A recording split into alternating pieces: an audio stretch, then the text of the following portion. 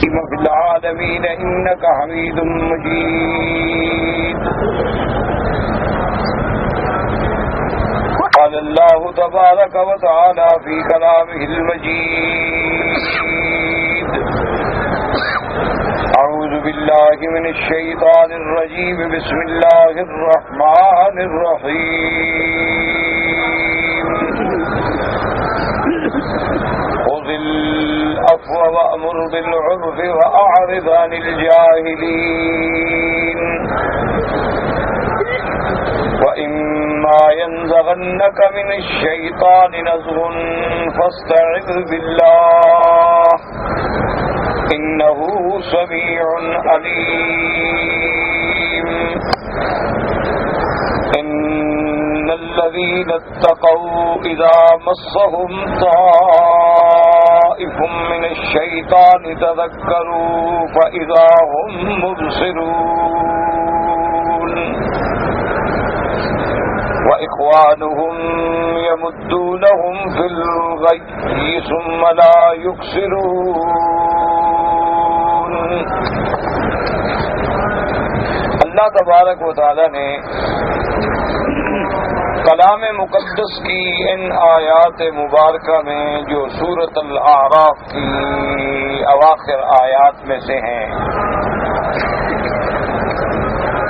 بڑے مختصر اور جامع معنی انداز میں اپنے پیارے نبی سیدنا محمد عربی صلی اللہ علیہ وسلم کو ایک عظیم ضابطۂ اخلاق سے نوازا.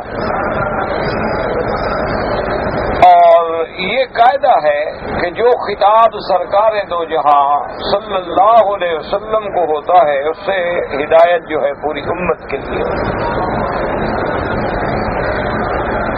اور یہی وہ ضابطۂ اخلاق عالیہ ہے کہ اگر آج بھی مسلمان انفرادی طور پر یا اجتماعی طور پر اس ضابطۂ اخلاق کو اپنا ماٹو بنا لیں، اپنا نشان راہ بنا لیں، تو ساری فساد ختم ہو سکتے ہیں. اب اپنی گھریلو زندگی میں تعلق رکھتے ہوں یا آپ جماعتی زندگی سے تعلق رکھتے ہوں یا آپ کسی ادارے کے سربراہ ہوں یا آپ کسی قوم کے قائد ہوں، تو ان اخلاق کو سامنے رکھ لیں تو سارے مسئلے حل ہو سکتے ہیں. پہلا امر یہ ہے کہ خذ العفو. اب یاد رکھیں کہ العفو کا معنی جو ہے اس میں کئی اقوال ہیں مفسرین کرام رحمہم اللہ علیہم اجمعین کہ عفو سے کیا مراد ہے.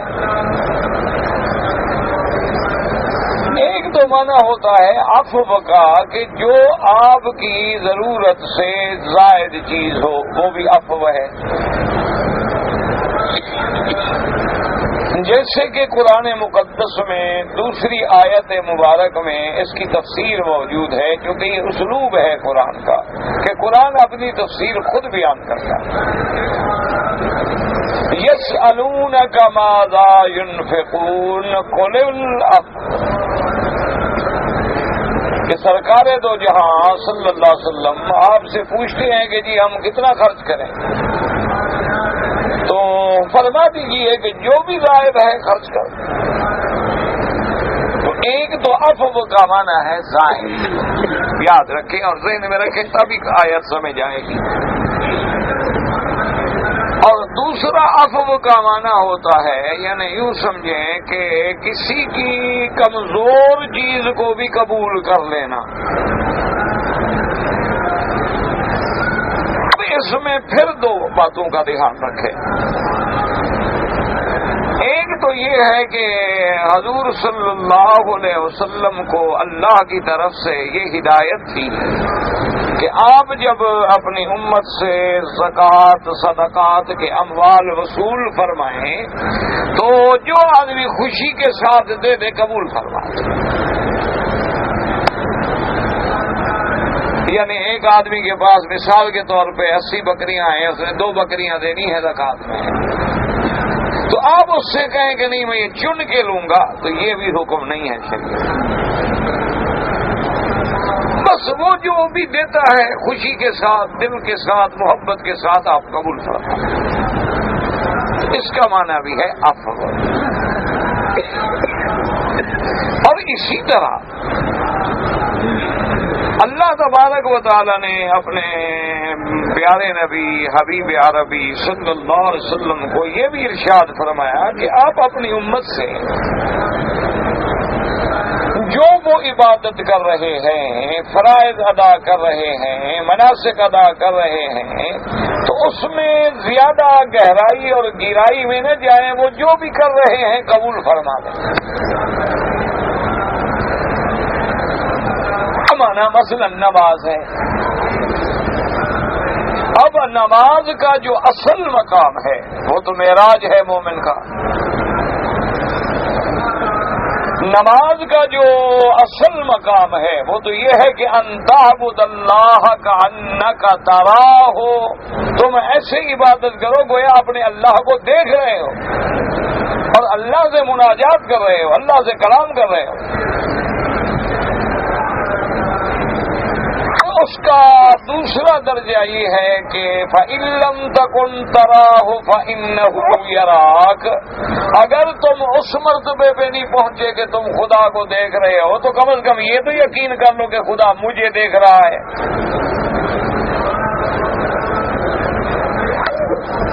اچھا، اور ایک بندہ بیچارہ میرے جیسا ایسا ہوتا ہے کہ اس کی یہ دونوں کیفیتیں نہیں ہوتی، نماز تو پڑھ رہا ہے بیچارہ لیکن خود بھی کوئی پتہ نہیں، غافل ہے، بساب اس کا شکار ہے، تیسری رکعت پڑھ رہا ہے تو پتہ نہیں چوتھی ہے کہ دوسری ہے کہ تیسری ہے، خود سوچ رہا ہے سجدے میں کہ پتہ نہیں ابھی رکعت باقی ہے یہ ختم ہو گئی۔ تو اللہ پاک نے فرمایا میرے محبوب جیسے بھی پڑھتے ہیں نا قبول فرما لیں۔ اگر آپ ان کو کہیں کہ اس مرتبے پہ پہنچے پھر تو کسی کی اللہ جانے نماز ہوگی کہ نہیں ہوگی۔ روزہ ہے تو روزے کا معنی صرف یہ تو نہیں ہے نا کہ تم کھانا پینا چھوڑ دو اور بیوی سے مجامعت اور مباشرت چھوڑ دو۔ روزے میں تو یہ ہے کہ بالکل زبان سے غیبت، گلا، دشنام، گالی گلوچ، کوئی غیر مرضی یا کلام بھی ناچی جاری نہ ہو کیونکہ تم روزے سے ہو۔ روزہ صرف یہ تو نہیں کہ بھوکے مرو، روزہ تو ایک تربیت ہے تمہاری، تمہیں درجہ احسان پہ لے جانے والی چیز ہے کہ تمہیں قوت حیوانیہ سے نکال کے قوت ملکیہ میں لینے والی چیز ہے کہ ہر بندے میں قوت غضبیہ بھی ہوتی ہے اور قوت شہویہ بھی ہوتی ہے۔ ہر بندے میں ایک غضبیہ قوت ہے اور ایک شہوانی قوت ہے۔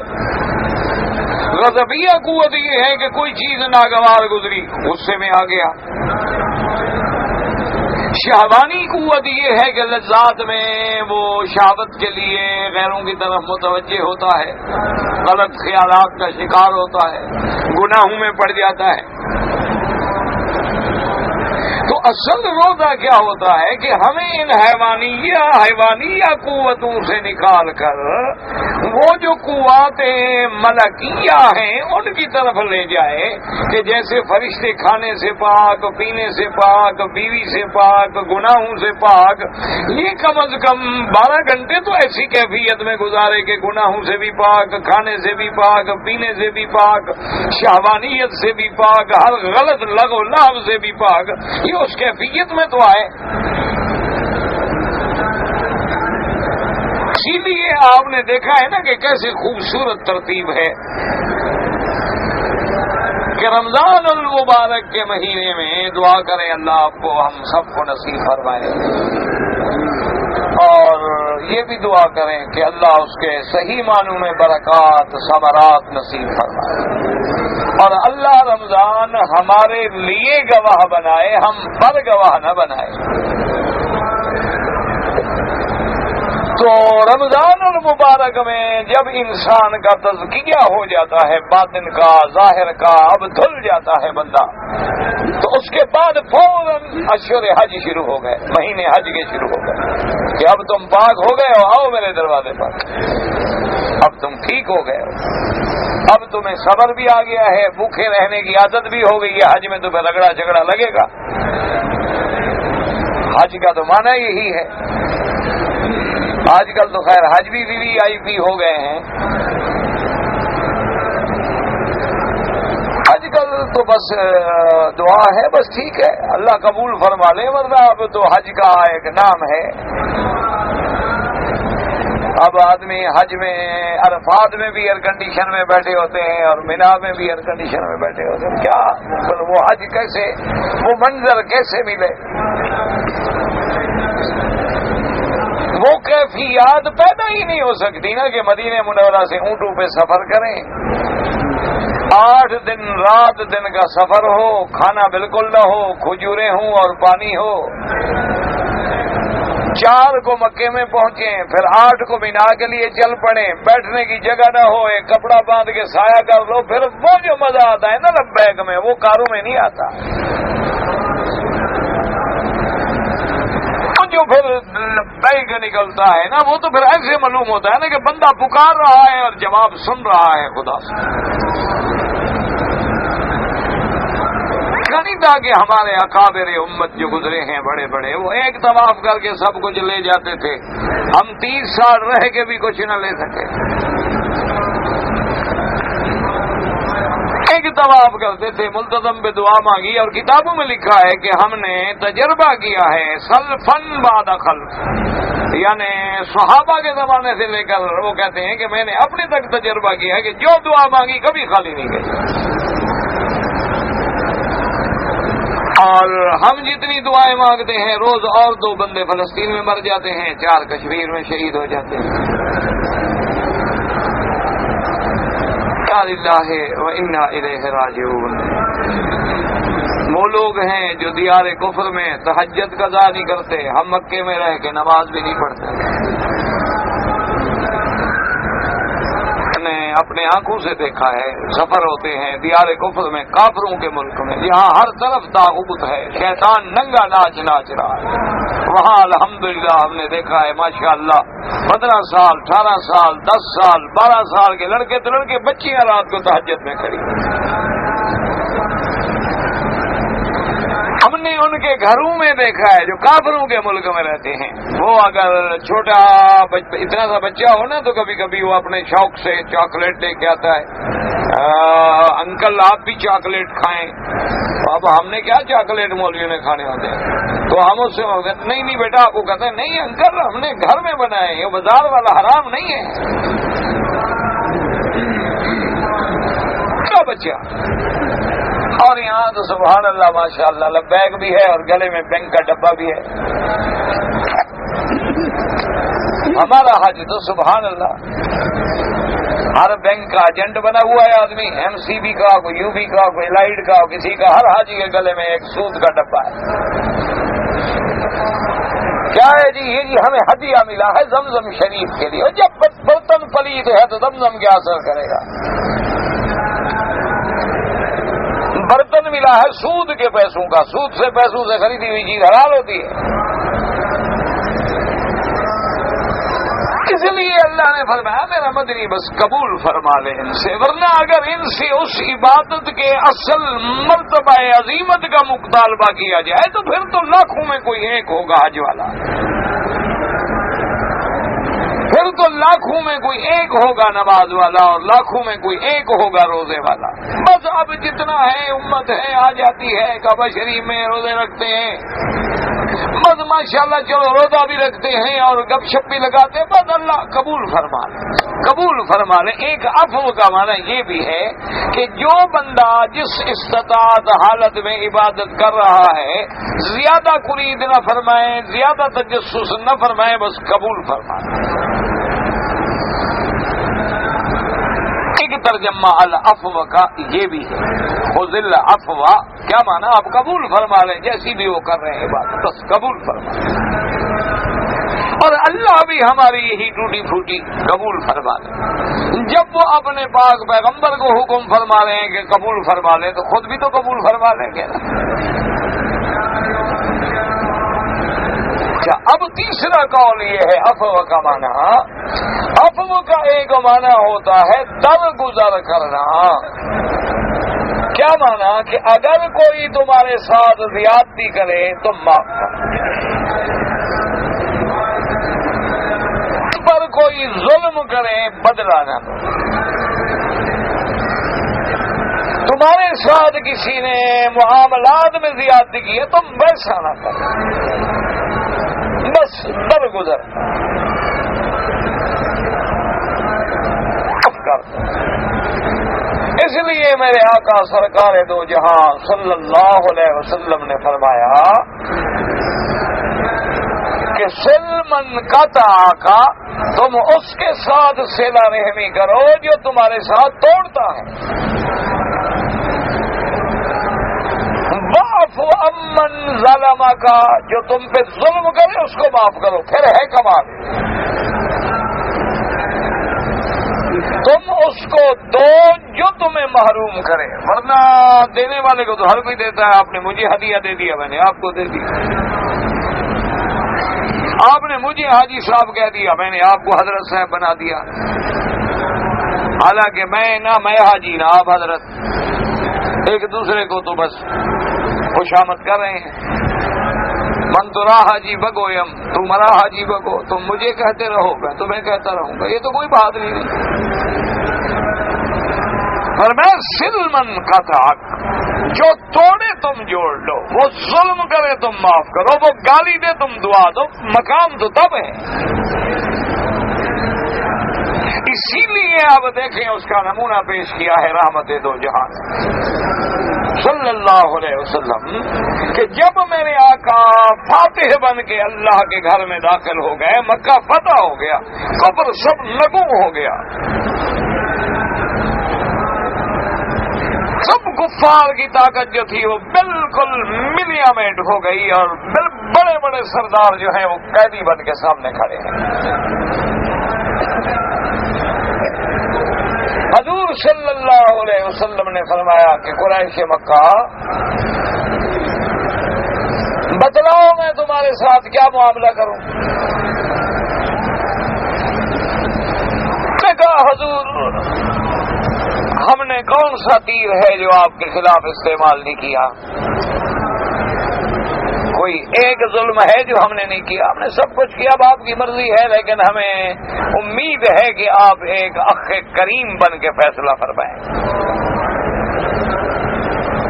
تو میرے آقا نے سرکار دو عالم نے پتہ کیا فیصلہ فرمایا؟ انتم الطلقاء، مکے والو جاؤ آزاد، چھٹی.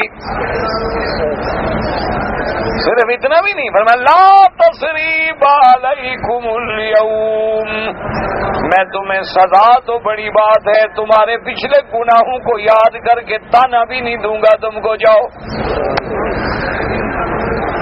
یہ بھی نہیں کہوں گا بس جاؤ، خلاص چھٹی ہو گئی. یہ بھی نہیں فرمایا کہ اسلام لے آؤ ورنہ ابھی گردن اڑا دیتے. اسلام جبر سے نہیں آتا، تلوار سے نہیں آتا. اسلام تمہاری مرضی ہے، جاؤ. کافر ہو، مشرک ہو، اپنے مذہب پہ رہنا چاہتے ہو، تمہاری مرضی. اور صحیح حدیث سے مبارک میں حضور پاک صلی اللہ علیہ وسلم نے فرمایا کہ طلحہ کو بلاؤ، شیبی کو، کلید بردار کعبہ شریف جس کے خاندان میں چلی آ رہی تھی، چل فرمایا بلاؤ اس کو. کتابوں میں ہے کہ وہ چابی لے کے گھر میں چھپ گیا، اور حضور صلی اللہ علیہ وسلم کا قاصد پہنچا، اور ایک روایت میں ہے کہ حضرت عمر نے بلایا،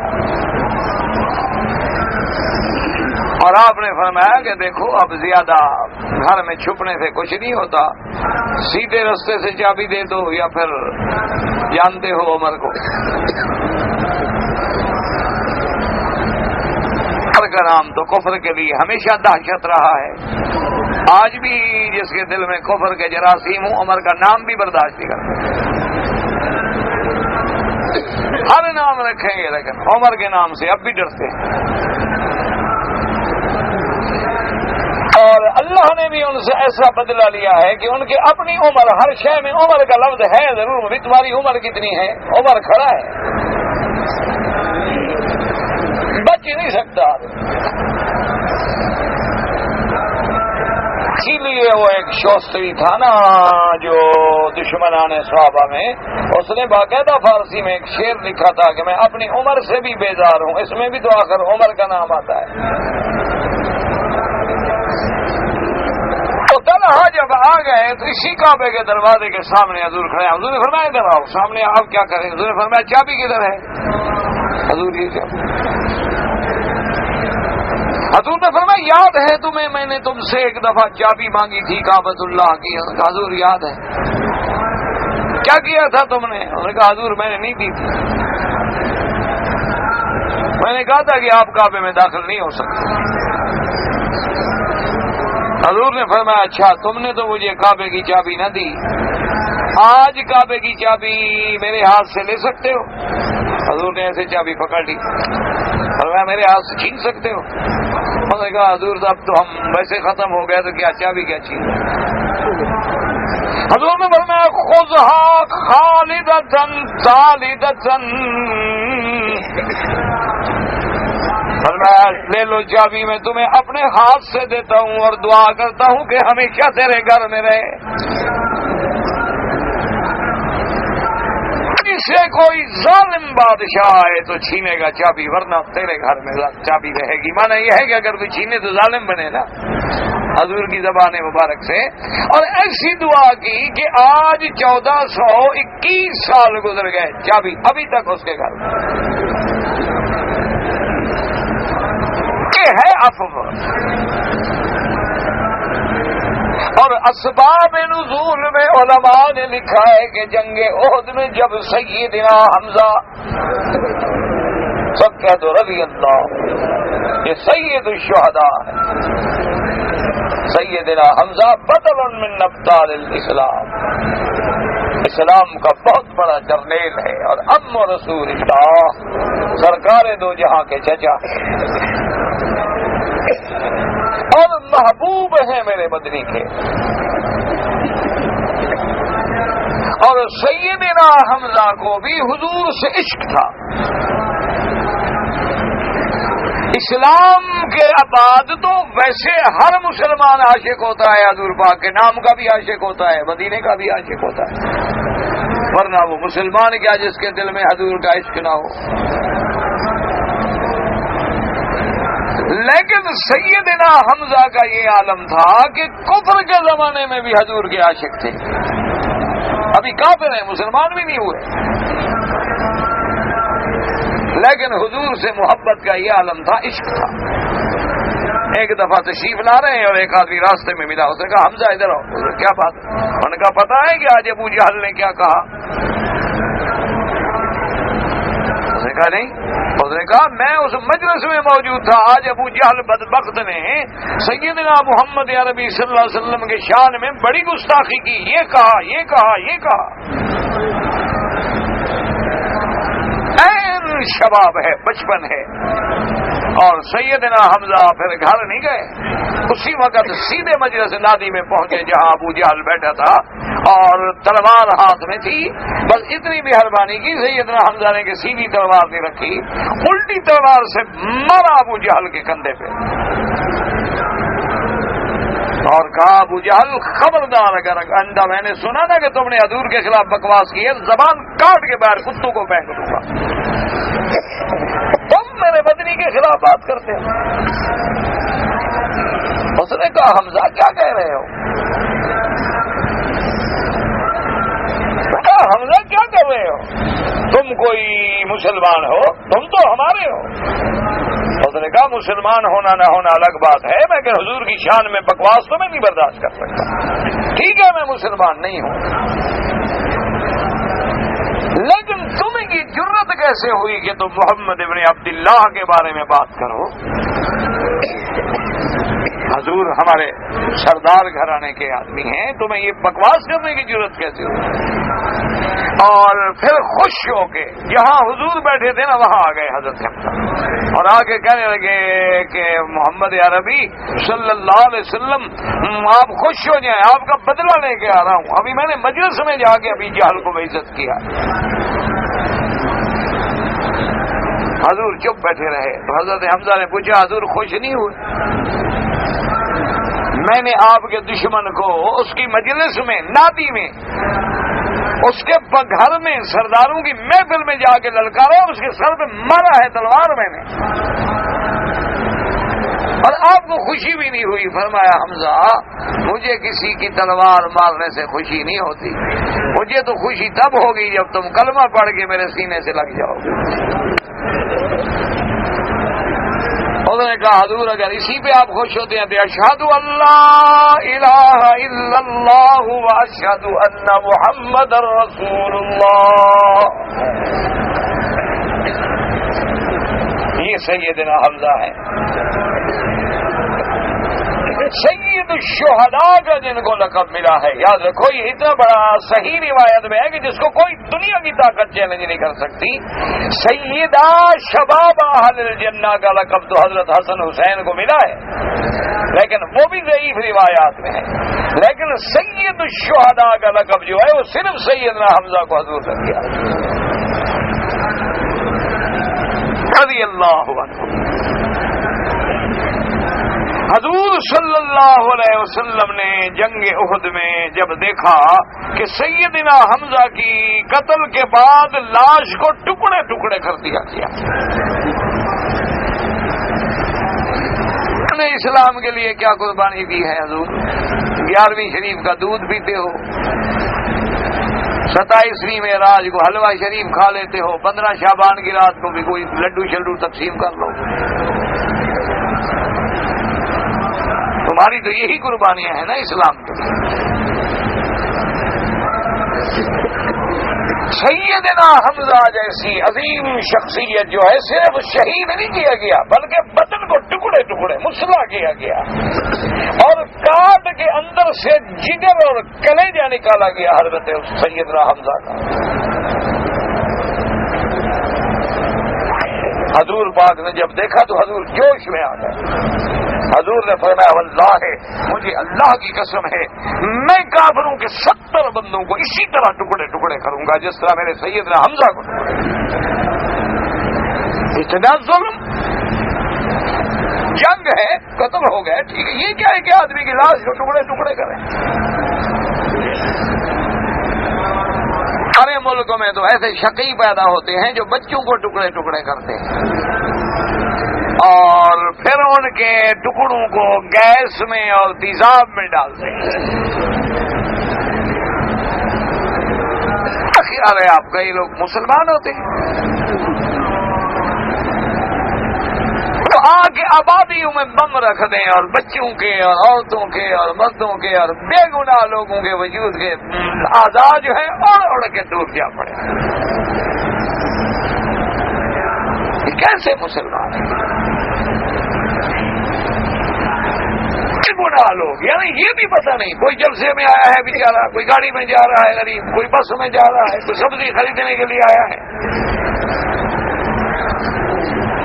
کوئی ریل گاڑی کا مسافر ہے امید میں بیٹھا ہوا جا رہا ہے کہ میں ابھی گھر جاؤں گا، باپ کو ملوں گا، کوئی بیٹے کو ملے گا، کوئی گھر میں ملے گا، کوئی بیوی کو ملے گا، بچوں میں ایک جناب ظالم آتا ہے اور بدبخت بم رکھتا ہے اور پر خچے اڑ جاتے ہیں، آگے لوگ ہار لے کے کھڑے ہیں، پھر وہ جنازہ لے کے جا رہے ہیں۔ یہ مسلمان ہیں؟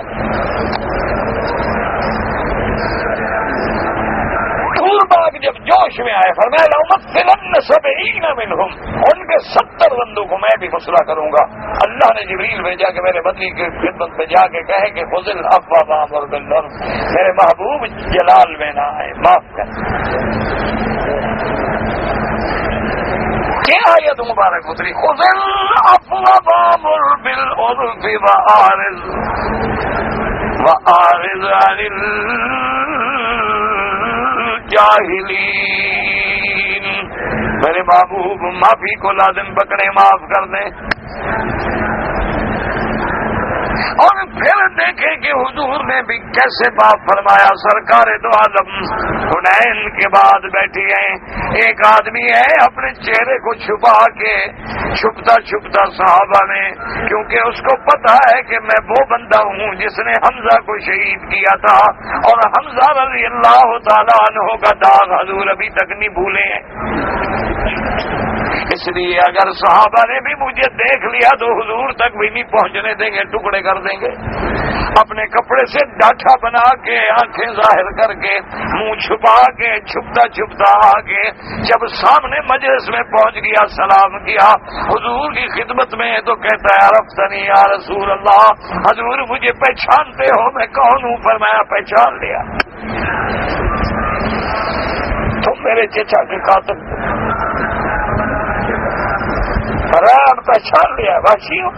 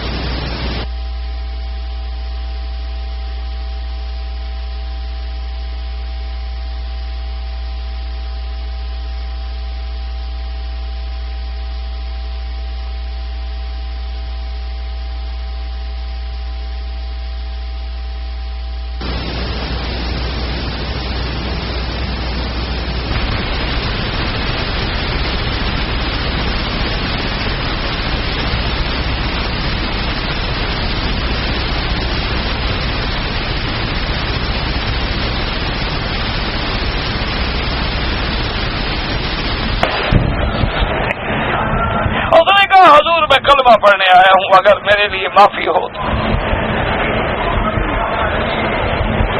اگر میرے لیے معافی کا کوئی چانس ہے،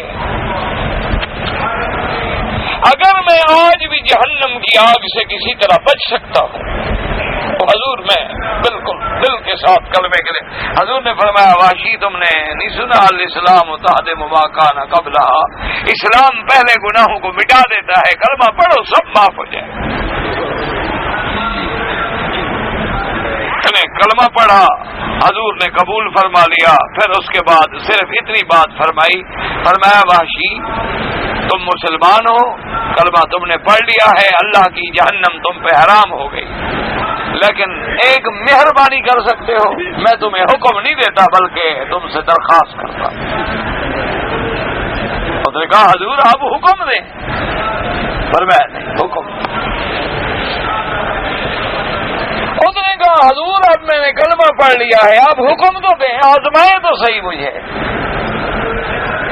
حضور نے فرمایا کہ نہیں حکم نہیں، یہ میری ایک ذاتی بات ہے کہ جب تیرے چہرے پہ نظر پڑتی ہے نا تو مجھے اپنے چچا کی لاش سرختی ہوئی نظر آتی ہے،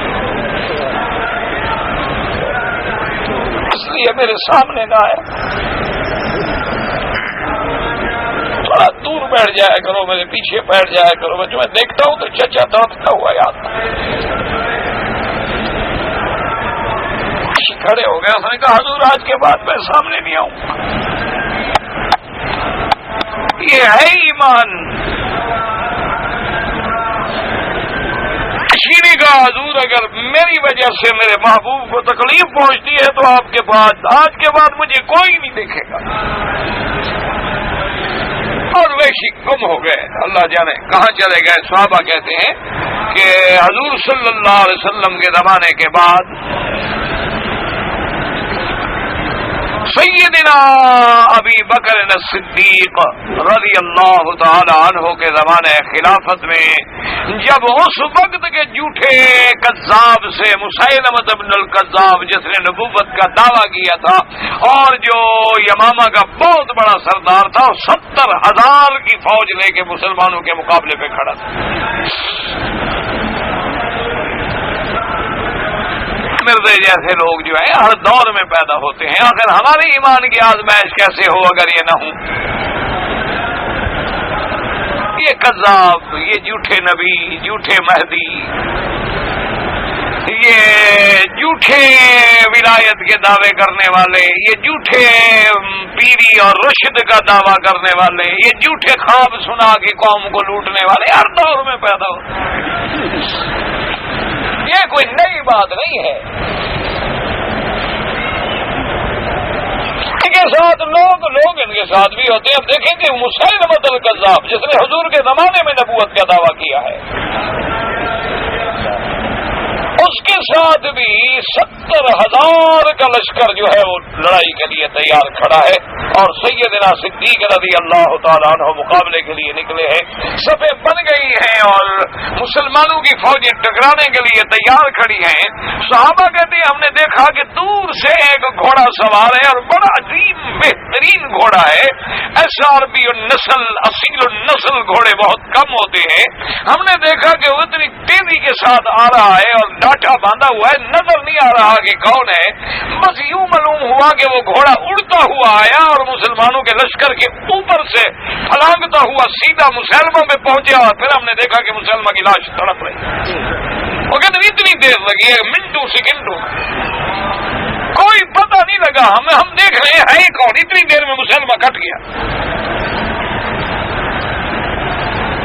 ایسے حکام اور شاہین آتا ہے نا اڑتا ہوا کسی چڑیا پر، ایسے وہ مرد آتا ہے. اور جب اس نے مسلمہ کو تلوار مار کے ٹکڑے کیا تو اپنا کپڑا کھولا اور کہنے لگا مسلمانوں گواہ ہو جاؤ، میں وہ ہوں جس نے سیدنا حمزہ کو مارا تھا، آج محمد کے دشمن کو مارا.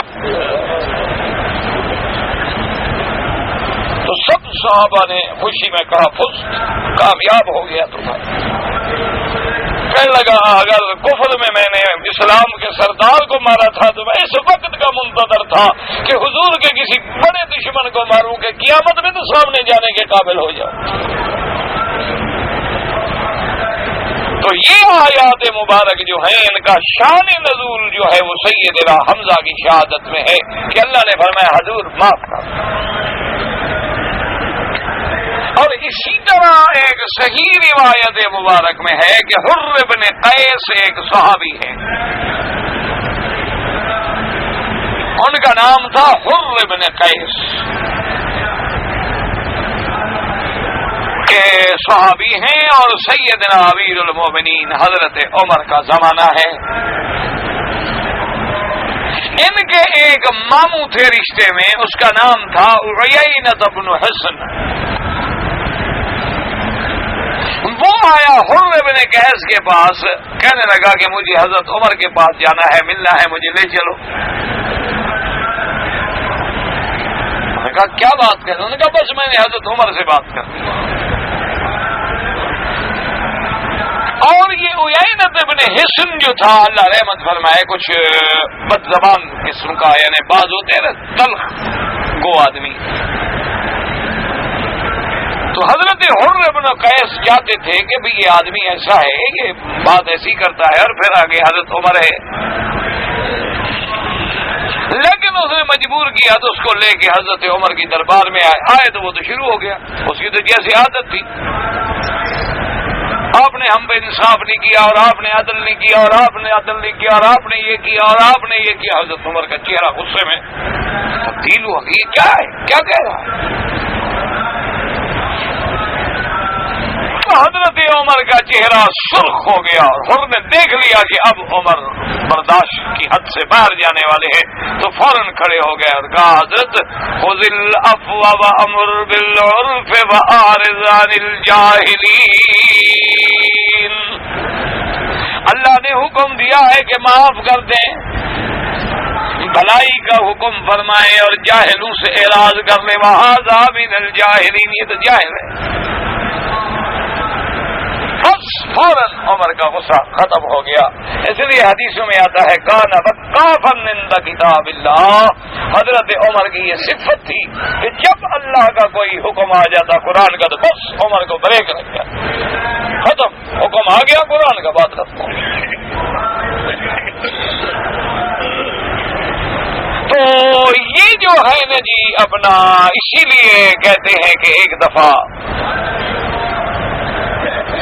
سیدنا حسین رضی اللہ تعالی عنہ کے بارے میں بھی آیا ہے، اور ایک اور دیگر مسلمانوں کے ایک بہت بڑے بادشاہ، مومن بادشاہ گزرے، ان کے بارے میں بھی آیا ہے کہ کھانے کا وقت تھا اور مہمان بیٹھے ہوئے تھے، اور وہ بیچارہ جو کھانا لا رہا تھا نا بڑے پیالے میں، تو اس میں گرم شوربہ تھا، تو وہ آپ کے اوپر گرا دیا. یعنی خود نہیں گرایا، گر گیا. آپ نے ایک تو بدن جلا اور پھر مہمانوں کے سامنے، اور پھر ساری اتنی بڑی بے ادبی بھی ہے. غصے میں جو دیکھا تو نے کہا کہ حضور اللہ کا حکم ہے والکاظمین الغیظ، اللہ کا حکم ہے کہ غصہ آئے تو پی جاؤ. آپ نے فرمایا اچھا چلو ہم نے بھی پی لیا. والعافین عن الناس، لوگوں کو معاف کرو. فرمایا جاؤ میں نے بھی معاف کیا. اس نے کہا حضور اللہ فرماتے ہیں واللہ یحب المحسنین، اللہ احسان کرنے والوں کو پسند فرماتی ہے. فرمایا جاؤ میں نے بھی احسان کیا، تمہیں آزاد کر دیا. تو یہ شان ہوتی تھی ایمان والوں کو کہ قرآن کے ہر حکم پر خذ العفو وامر بالعرف واعرض عن الجاہلین. اور دوسرا حکم خدا نے کیا دیا؟ فرمایا میرے محبوب وامر بالعرف، عرف یا معروف مانا ہر بھلی بات، اچھی بات. کہ صرف یہ نہیں کہ معاف کر دیں، بلکہ پھر بھی آپ بھلائی کی دعوت دیں، بھلائی کا حکم کریں، اچھے کاموں کا حکم کرتے رہیں. یہ نہیں کہ کسی نے آپ سے زیادتی کی، آپ نے معاف تو کر دیا، لیکن معاف کر کے الگ نہ ہو جائیں، اس کو بھلائی کی دعوت بھی دیں. اور یہی وہ صفت ہے امت مصطفیٰ صلی اللہ علیہ وسلم کی. کنتم خیر امت اخرجت للناس تأمرون بالمعروف وتنہون عن المنکر. سب سے بہتر امت امتن وسطا، اور سب سے شان والی امت میرے محبوب کی امت ہے. فرمایا کیوں؟ تم بھلائی کا حکم کرنے والے، برائیوں سے روکنے والے. تأمرون بالمعروف، معروف مانا ہر اچھی بات، منکر مانا ہر بری بات. ہر اچھی بات کا حکم دینے والے، ہر بری بات سے روکنے والے. اور یہاں بھی اللہ نے حکم دیا کہ وَأَمُرْ بِالْعُرْفِ، میرا محبوب آپ دعوت کو نہ چھوڑیں. دشمن چاہے زیادتی کریں، راستے میں کانٹے بچھائیں، آپ کے اوپر نعوذ باللہ وہ چاہے کوڑا کرکٹ ڈال دیں، آپ کو ساحر کہیں، جادوگر کہیں، آپ کو نعوذ باللہ کاہن کہیں، شاعر کہیں، آپ کے بارے میں نعوذ باللہ گستاخی کرے، لیکن آپ عرف کو نہ چھوڑیں، آپ دعوت کریں. وَأَمُرْ بِالْعُرْفِ، اور آپ ان کو بھلائی کا حکم کریں. لیکن اگر اس کے بعد بھی آپ کے معاف کر دینے کے بعد بھی، بار بار بھلائی کی دعوت دینے کے بعد بھی، اگر کوئی جاہل اپنی جہالت پہ بالکل اڑ جائے، اس پہ کوئی نہ ترغیب اثر کرے نہ ترہیب اثر کرے، تو ایسے لوگوں سے وَأَعْرِضْ عَنِ الْجَاهِلِينَ، پھر ایسے لوگوں سے اعراض کرے، تاکہ پھر ان سے اعراض زیادہ بہتر ہے. کیوں؟ آدمی اگر کسی کیچڑ سے گزرے گا یا اگر کسی گندے پانی میں پھر ڈھیلا مارے گا تو چھینٹے تو اپنے کپڑوں پہ آئیں گے، پھر ان سے بچو. اس لیے دوسری جگہ قرآن کہتا ہے میرے ایمان والوں کی صفت کیا ہے؟ اذا خاطبهم الجاهلون قالوا سلاما واذا مروا باللغو مروا کراما. اللہ نے فرمایا میرے بندے جو ہیں اگر ان کے سامنے کبھی جاہل ٹکر جاتا ہے تو وہ بالکل متارکت کا سلام کر کے علیحدہ ہو جاتے ہیں.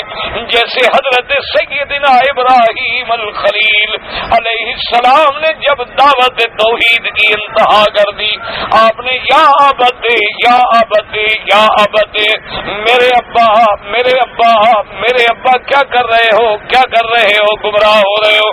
لیکن ساری دعوت توحید کے بعد آزر پہ جب کچھ اثر نہ ہوا تو غصے میں آ کے کہنے لگا لأرجمنک واہجرنی ملیا، کہنے لگا ابراہیم باز آ جاؤ، دور ہو جاؤ، ورنہ میں تمہیں پتھر ماروں گا، میں تمہیں تکلیف دوں گا، میں تمہیں نقصان دوں گا.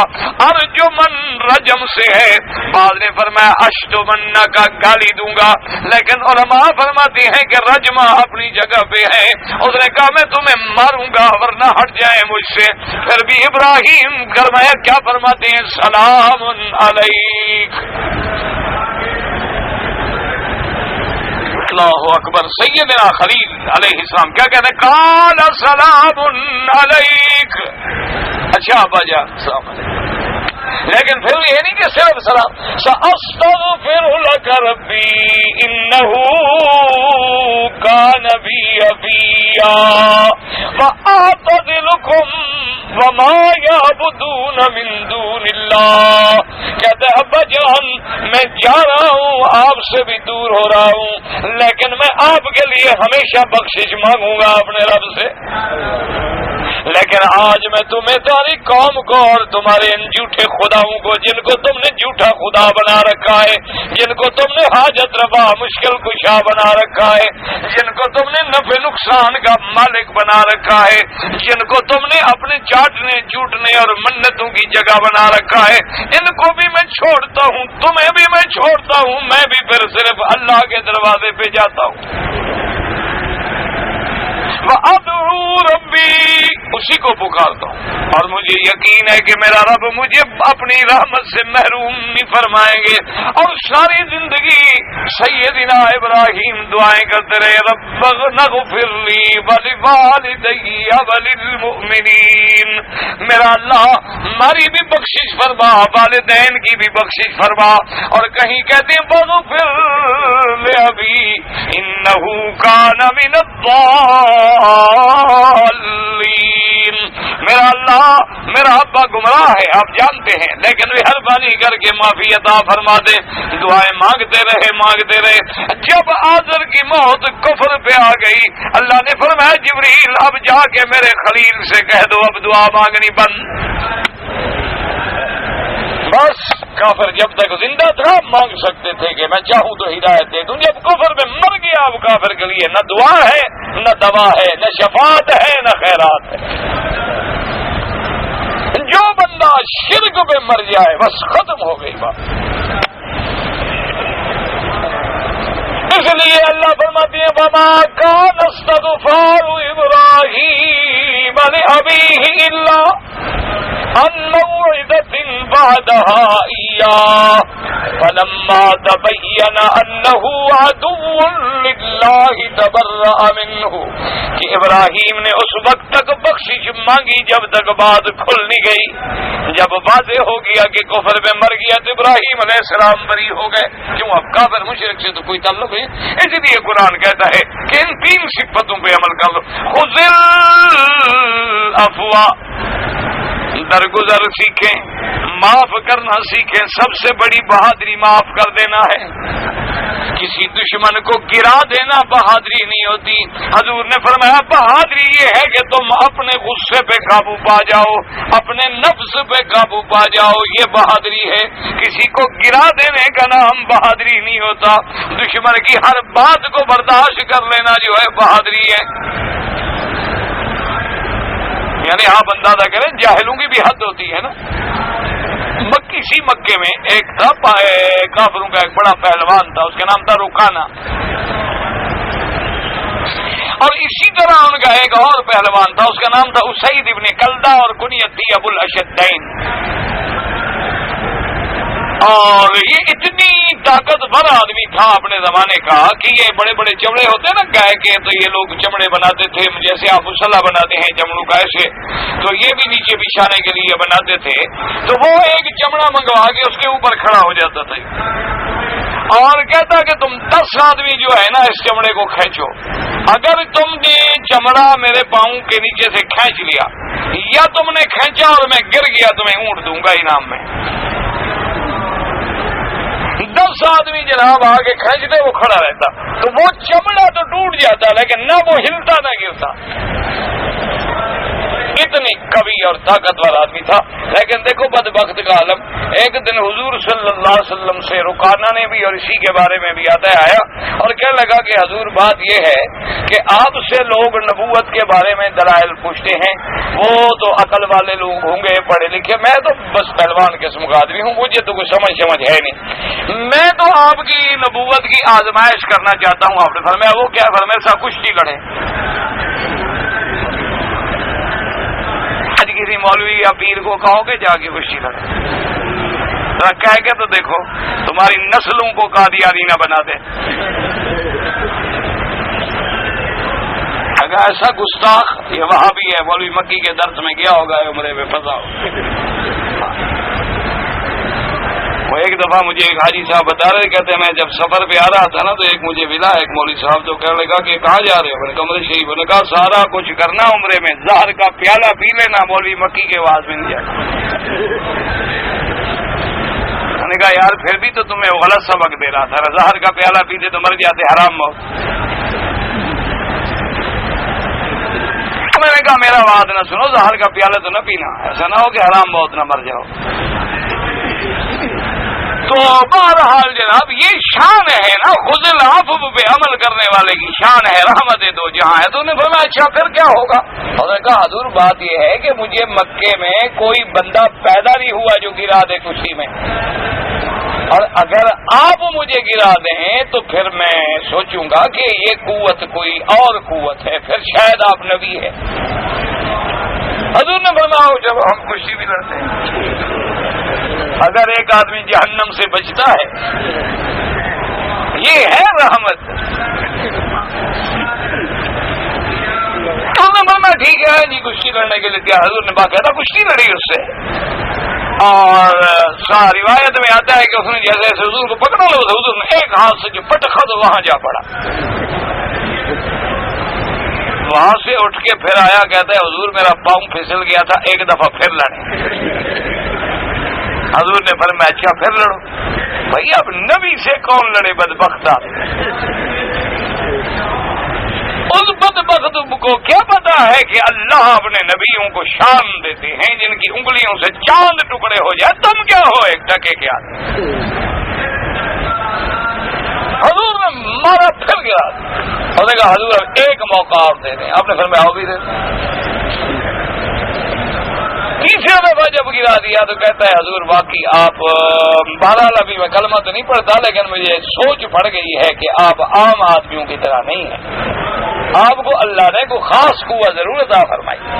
تو یہ تھا مقام رحمت کہ جو آدمی جیسے بات سمجھنا چاہتا ہے حضور تیار ہے، مناظرہ کرنا چاہتا ہے تیار ہیں، مباہلہ کرنا چاہے تیار ہیں، دلائل میں بات کرنا چاہتا ہے تیار ہیں، کشتی لڑنا چاہتا ہے تیار۔ ہم دیہات کے اللہ کے بندے کو جہنم سے نکالنا ہے، کسی طرح نکلے۔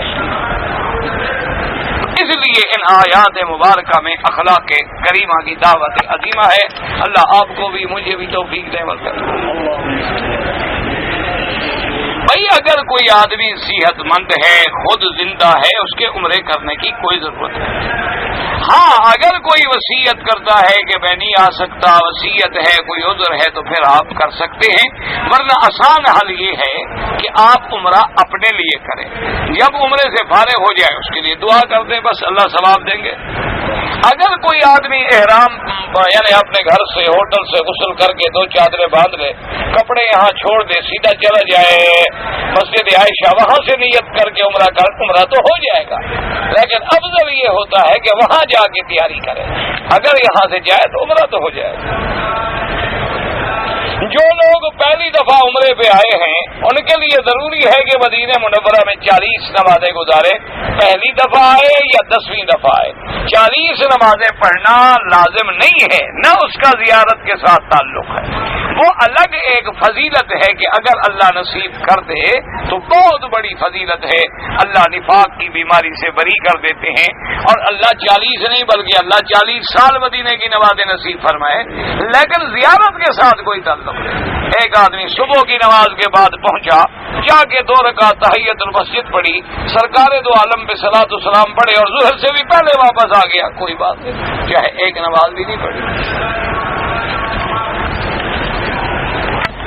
جو لوگ اعتکاف کے لیے آتے ہیں نیت یہی کہ میں اعتکاف بیٹھ رہا ہوں اللہ کے گھر میں, بس, اور کیا نیت ہوتی ہے. بعض لوگ حالت احرام میں سورج کی روشنی سے بچنے کے لیے اپنے جلد کی حفاظت کے لیے کریم لگاتے ہیں. جن کو اتنی سورج کی گرمی سے تکلیف ہے تو کیا فائدہ عمرے کرنا. بلا وجہ اپنے آپ کو پریشان نہ کریں, ان کے بجائے کعبہ شریف آباد ہے, کوئی فکر نہ کریں. اللہ خیر. ابھی مسلمان دنیا میں اور بہت. اور دوسری بات یہ ہے کہ ہوائی جہاز پہ آؤ گے, جتنے سے ایئر کنڈیشن کار میں بیٹھ جاؤ گے, اللہ کے حرم میں آؤ گے, آگے حرم بھی ایئر کنڈیشن ہے, تو کہاں تمہیں ایسی دھوپ کھا جائے گی کہ کریم کے بغیر گزارا نہیں. اور ایک بات یہ یاد رکھو کہ احرام سے پہلے اگر کوئی بدن پہ خوشبو لگا لے یا کریم لگا لے وہ تو کوئی حرج نہیں, لیکن احرام کی نیت کرنے کے بعد کوئی خوشبودار چیز لگاؤ گے تو پھر ایک بکری دم دینی پڑے گی. ہاں پہلے سے لگا لو, چلو بھی تمہارے رونق جو ہے جلد مبارک کی اس میں فرق نہ پڑے, لیکن یہ جلد جب قبر میں جائے گی اس کے لیے بھی کوئی کریم ڈھونڈ رکھو. نہیں کوئی اچھی کریم ملتی ہو نا تو وہاں بھی ذرا کیڑے مکوڑوں سے, سانپ بچھو سے حفاظت رہے گی. مرفوع روایت کس کو کہتے ہیں؟ جو سرکار دو جہاں سے ہو, یعنی صحابی کہے ان النبی صلی اللہ علیہ وسلم, یا قال قال رسول اللہ صلی اللہ علیہ وسلم. موقوف کا معنی ہوتا ہے صحابی خود کہے, قال ابن عباس رضی اللہ عنہ, کہ صحابی خود کہہ رہا ہے لیکن آگے حضور تک بات نہیں پہنچا رہا. کن حالتوں میں نکاح کی تجدید کرنی پڑتی ہے؟ کیوں تجدید کرنی پڑتی ہے؟ کچا نکاح ہے کیا؟ ہمارا تو ایک ہی دفعہ والا پکا ہے, تجدید کی کوئی ضرورت نہیں. طلاق دو تو پھر کرنی پڑے گی تجدید. یا اگر خدا نہ خواستہ بندہ کافر ہو جائے پھر توبہ بھی کرے, نکاح کی بھی تجدید کرے.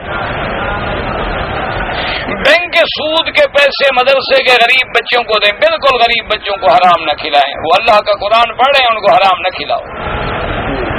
سود کا پیسہ جو ہے حرام ہے اور حرام پہ کبھی ثواب نہیں ملتا. ایسے پیسے جو ہیں رہ کہ ایسے کوئی سڑک بنانی ہے, کوئی حمام بنانے ہیں, لیٹرین بنانے, ایسے کاموں میں لگا دو. نبی پاک کی حدیث پڑھنے والا طالب جو ہے اس کی بڑی شان ہوتی ہے, اس کو یہ چیزیں حرام کا مال نہ کھلاؤ. پکڑنے اگر بیماری ہو جائے اور آنکھوں سے پانی نکلتا ہے, اس سے وضو نہیں ٹوٹتا. 40 حدیثیں جو یاد کرنے کی فضیلت بتائی جاتی ہے وہ حدیث عربی میں یاد کریں. حدیث ہوتی عربی میں, حضور پاک کی زبان ہی عربی تھی. اللہ کے 99 نام جو ہیں کیسے پڑھیں وہ آپ لے لیں. اسماء اللہ اور حسنہ چھپے ہوئے ہیں, اور یا اللہ, یا رحمان, یا رحیم, یا حیو, یا قیوم, یا ذو الجلال سے پڑھتے ہیں. اگر دل ہی دل میں قرآن کی تلاوت کرے اور زبان کو حرکت نہ دے پھر سیدھا تلاوت نہیں ہوگا. دل میں غور کیا جاتا ہے, دل میں تلاوت نہیں کی جاتی. اگر کوئی دنیاوی کتاب پڑھنی ہو تو اس کے لیے بھی بسم اللہ الرحمن الرحیم پڑھے. اگر فلمی رسالہ ہو پھر تو نہ پڑھے. ہاں جی, اگر فلمی کہانی پڑھے اور کہ بسم اللہ الرحمن, سبحان اللہ کی فلم ایکٹریس کا چہرہ تو بڑا اچھا ہے, اس کے لیے تو اعوذ باللہ الشیطان الرجیم پڑھ کے رکھ لیں. باقی اگر کوئی کتاب ہے تو ہر اچھے کام میں بسم اللہ پڑھے. اب یہ تم دیکھو کہ وہ اچھا کام ہے یا برا کام. کل امرئ ذی بال, ہر وہ کام جو شان والا ہو, عزت والا ہو, اس کو بسم اللہ سے شروع کیا جائے. 15 शाबान की रात के बारे में किसी सही हदीस से मुझे तो आज तक कोई रिवायत नहीं मिली। बुजुर्गों के कौल है कि बड़ी फजीलत वाली रात है, बारात वाली रात है। अभी शेब अभी तालिब कहाँ है? ये आप जब सफा से उस तरफ निकलेंगे किसी से पूछ लें, शेब आमिर है, शेब अभी तालिब है। तवाफ में वजू टूट जाए, छोड़ दें, वजू करके मुकम्मल करें। मैं अपनी बीवी की तरफ से अलविदा का तवाफ करूं, क्यों बीवी क्यों नहीं कर सकती? अगर हैज की हालत में है तो माफ है, करने की जरूरत नहीं, तुम क्यों खामखा उसकी तरफ से तकलीफ करो? मैं इहराम की हालत में सर सराने पे रख के सो गया, कोई बात नहीं, कोई मना नहीं। खाना काबा में भी ज़वाल का वक्त होता है, ज़वाल का वक्त होता है तो ज़ुहर पढ़ते हैं, ज़वाल ही ना हो तो ज़ुहर कैसे पढ़ेंगे? 3 तलाकों से तलाक हो जाती है? हाँ जी बिल्कुल हो जाती है, क्यों नहीं हो जाती है? तलाक तो सबके नजदीक हो जाती है, याद रखो। फर्क इतना है कि अहनाफ के नजदीक वो तलाक पक्की हो गई, मुगल्लज़ा अब हलाल नहीं हो सकती जब तक हलाला न करे। लेकिन बाज़ उलमा अहले हदीस फरमाते हैं कि अगर एक मजलिस में 3 दफा कहे तो गोया वो एक शुमार।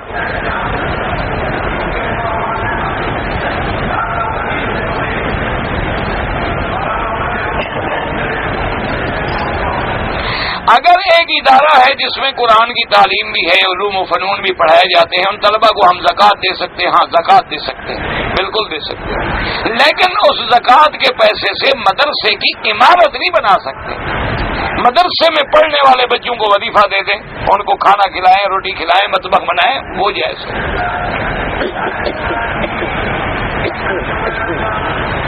यानी तालिब इल्मों की तालीम के लिए हम ये चाहते हैं कि हम मसलन कोई एक पलादा खड़ा कर दें, वो ज़कात से नहीं बन सकता।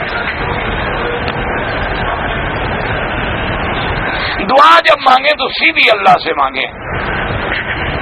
बाज़ उलमा कहते हैं कि एक इमाम की तकलीद न करो तो 2 कश्तियों पे पांव रख के तजर्बा कर लो।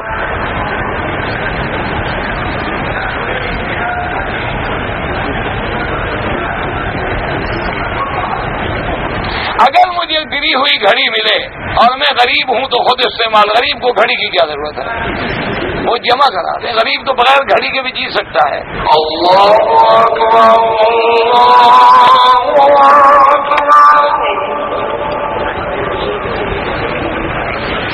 Allah